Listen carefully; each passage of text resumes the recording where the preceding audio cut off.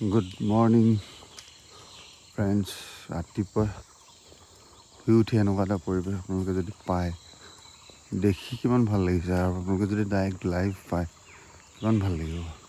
লাগিছে নাহৰ গছ গোটেই সৰি আছে ধুনীয়াকৈ।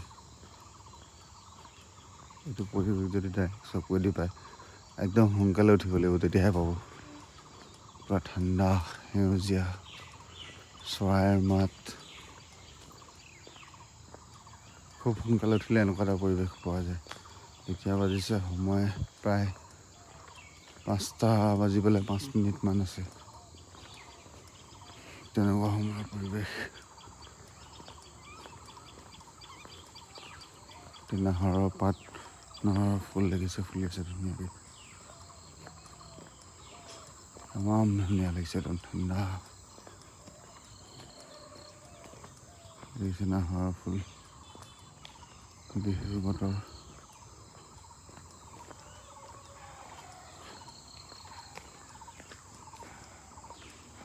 নাহৰৰ ফুলটো অকণমান ওপৰত আছে, দেখাব দিগদাৰ হ'ব। নাহৰৰ পাত, ফুল এটা লৈ দেখাইছোঁ, কি ধুনীয়া। ফটো এটা ল'ব লাগিব জানে।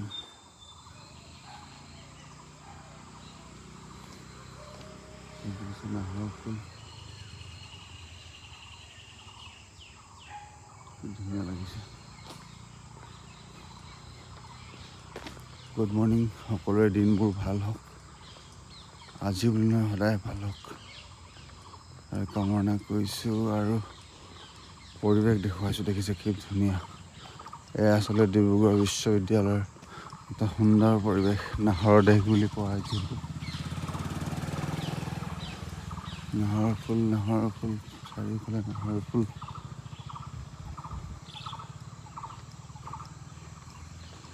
দেখিছে গোটেই গছৰ পৰা, নাহৰ গছৰ পৰা এনেকুৱা নাহৰ ফুলৰ পাত সৰি আছে, দেখিছে লাইভ।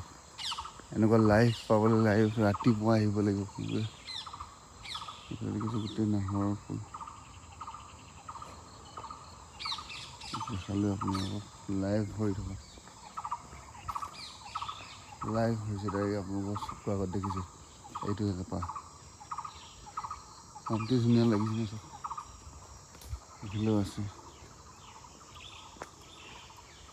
এইটো ওচৰৰ পৰা এই পৰিৱেশটো পাবলৈ একদম ৰাতিপুৱা আহিব লাগিব। আৰু ইফালে চৰাইৰ মাত,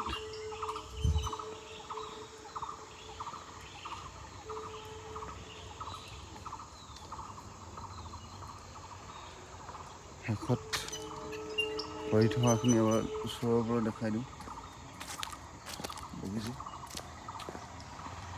তো কেনেকুৱা পালে জনাব। ৰাতিপুৱাৰ পৰিৱেশ দেখাবলৈ চেষ্টা কৰিলোঁ আপোনালোকক।